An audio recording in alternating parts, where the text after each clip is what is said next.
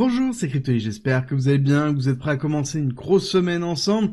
Grosse semaine parce qu'on a des nouvelles sur la macroéconomie, une nouvelle très attendue, on voit que le marché est en train de se contracter en attendant ça.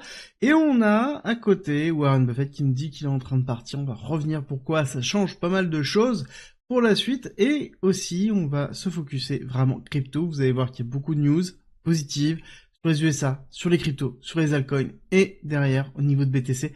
Je vous explique tout directement et on commence par la grosse nouvelle de Trump qui nous dit qu'il est favorable aux cryptos et parce que des millions de personnes le veulent aussi et que globalement il essaie de front-run, c'est-à-dire d'aller avant la Chine. Si eux n'y vont pas, la Chine ira, c'est un peu le discours qui est en train d'avoir autour de ça. Bon, ce qui est intéressant de voir surtout, c'est que il n'a absolument plus de poids au niveau des cryptos et au niveau des cours, c'est-à-dire qu'il vient de lâcher un gros tweet en disant qu'il veut les cryptos, ça empêche que le cours a continué de chuter, il n'y a pas eu de mouvement haussier qui a pu avoir dessus, donc il y a vraiment plus d'impact au niveau de Trump versus crypto et au niveau de la macroéconomie. On l'a déjà vu, alors est-ce que c'est une bonne chose ou non, je ne sais pas, mais en tout cas ça veut dire que le tweet du dimanche de Trump, bah, ça aura plus lieu, en tout cas on devrait avoir plus d'impact de cette façon-là. À côté, nous avons ici Buffett qui continue à vendre des actions pour arriver à 347 milliards de dollars en cash, hein, d'accord, donc beaucoup de cash. On rappelle qu'il avait vendu énormément en 2024 pour anticiper la crise que l'on a connue ici. Est-ce que ça sous-entend que dans les 6 prochains mois, on devra avoir encore une continuité de crise entre 6 et 9 prochains mois si on regarde ce qu'il a déjà fait antérieurement? Peut-être, ou tout simplement parce qu'il est en train de partir. Et oui, on rappelle que Warren Buffett, ça y est en train de partir de son fonds d'investissement qui a fait sa renommée. C'était vraiment une période qui est en train de changer et il est parti sur vraiment le meilleur moment avec, encore une fois, une préparation et une anticipation de la crise qu'on a connue assez impressionnante. Bon, sur les crypto-monnaies, on a pas mal de nouvelles avec Unichain qui devient la première layer 2 d'Ethereum à utiliser le TEE. Peut-être que ça ne vous parle pas, mais le TEE, c'est un environnement qui est à la base sécurisé, qui permet d'éviter ici d'avoir toute la maladie que l'on peut retrouver au niveau des cryptos, comme le MEV, le front-running, etc., etc. Bref, tout ça pour vous dire que c'est quelque chose qui permet d'assainir un petit peu l'écosystème.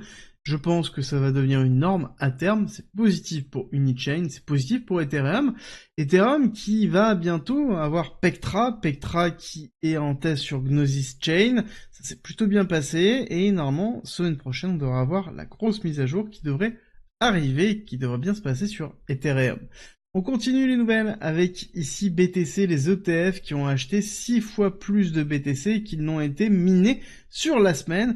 Et oui, des gros chiffres, on rappelle qu'il y a 3150 BTC qui sont minés par semaine, et la semaine dernière, on en a acheté 18 644. Et ça, c'est sans compter les achats qu'on retrouve au niveau des différentes sociétés, telles que notre ami Michael Saylor, Strategy B, et sa cohorte de followers, qui devient d'ailleurs de plus en plus grande. Si jamais vous avez des doutes, regardez-moi ces injections de liquidité au niveau des ETF spot Bitcoin. On voit bien qu'on continue à injecter énormément de liquidité. Vendredi dernier 2 mai, c'était 674 millions de dollars qui ont été injectés. On va voir si oui ou non on continue sur cette traîne-là sur cette semaine. Semaine d'ailleurs qui est très importante, hein, vraiment sur le Nasdaq. C'est pour ça qu'on voit un petit repli dès le lundi, un peu compliqué. Pourquoi? Parce que nous avons ici mercredi 7 mai, la décision de la Fed sur les taux d'intérêt. Jérôme Powell qui va trancher pas mal de choses. Les chiffres de la semaine dernière n'étaient pas folichons. Et malgré ça, on s'est retrouvé sur un Nasdaq qui a pumpé.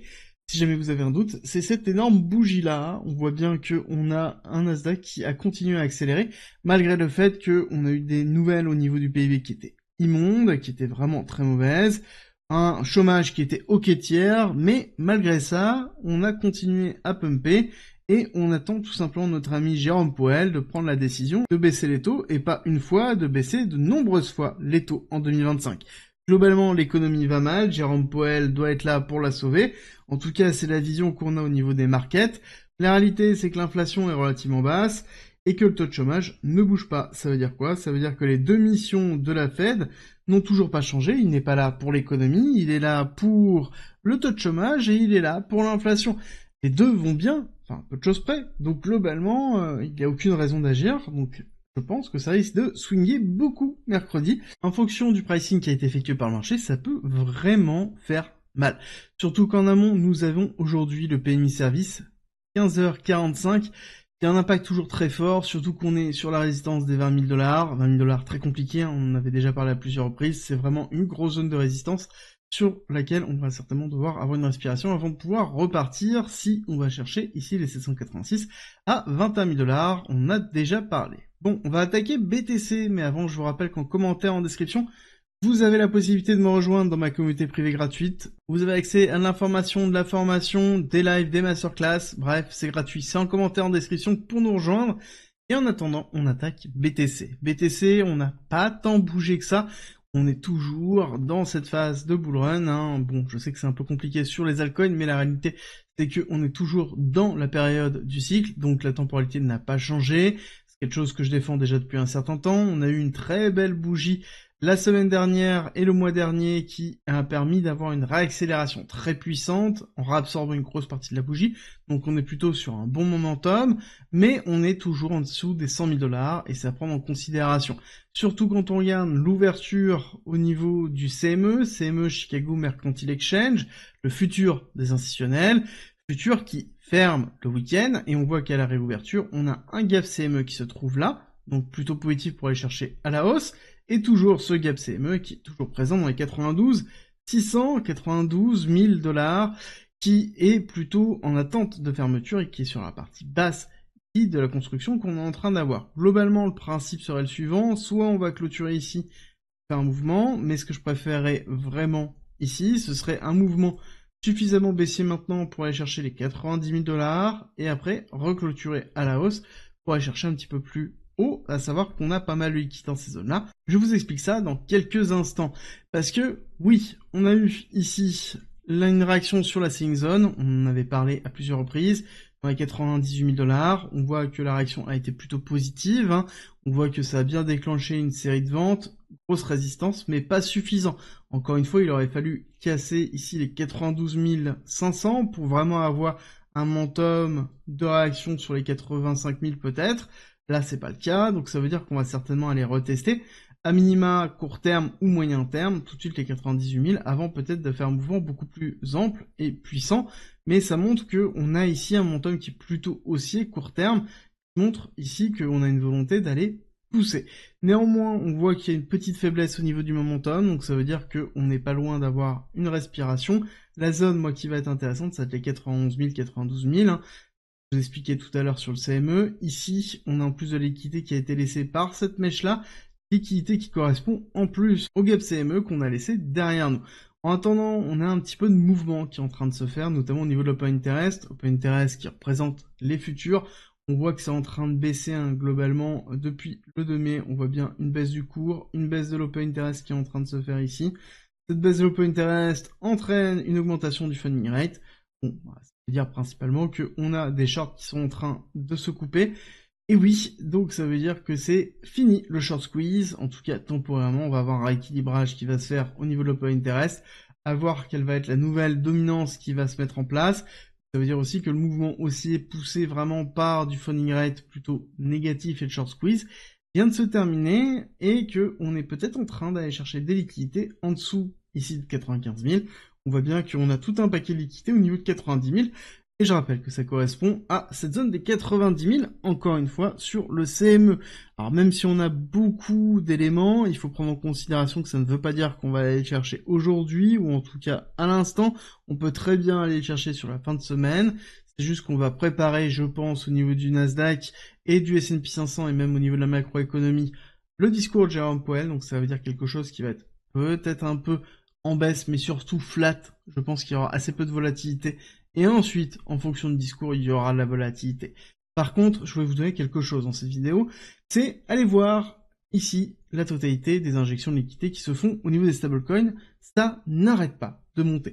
Il n'y a aucun arrêt, on continue à injecter du stablecoin dans les cryptos, et donc ça veut dire qu'il y a toujours une injection de liquidité, et malgré ça, on se retrouve sur ici une dominance du stablecoin, donc qui nous montre un peu le pourcentage de stable qu'il y a dans l'ensemble des cryptos. Ben on voit qu'on est dans les alentours de 7%, et on est plutôt stable, et on est retourné dans une pattern qui ressemble grandement à celle-ci, qui est celle de août 2024, fin août 2024, septembre 2024, octobre, novembre, et après on a eu décembre, et donc une hausse de la dominance. Clairement, ce que l'on peut attendre, ça va être une baisse de cette dominance-là. Cette baisse va certainement être conjointe avec une augmentation du RSI, et ça veut dire aussi la même chose que là, et ici, ça veut dire certainement une valorisation, donc une continuité haussière que l'on pourrait viser. Là, c'est juste un premier élément à prendre en considération, et je pense qu'on pourrait se retrouver dans cette zone ici, de cette façon-là, avoir des hausses de la dominance, donc ça veut dire des replis, des consolidations sur l'ensemble des cryptos, pour après avoir des phases d'expansion. Mais quand on regarde bien le momentum, et quand on regarde bien ici la temporalité, ça fait quand même assez court, hein.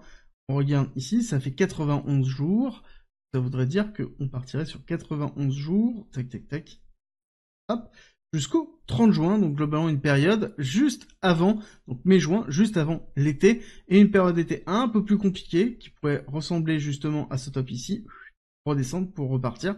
Donc pareil, une grosse période d'attente sur l'été, septembre-octobre, avant d'avoir une fin 2025 plutôt positive. Je rappelle qu'on est toujours dans le cycle, et que le cycle, quand on le conserve et qu'il garde la règle des 4 ans, bah à ce moment-là, c'est fin 2025. On a encore le temps, même si c'est compliqué, très compliqué, et c'est là où il est très important d'avoir une bonne gestion de risque, c'est là où il est très important d'avoir une bonne compréhension de ce qu'on est en train de faire, et c'est pour ça que vous avez le groupe privé gratuit qui est en commentaire en description, si ça vous intéresse de nous rejoindre, et en attendant, je vous dis à très vite pour une nouvelle vidéo.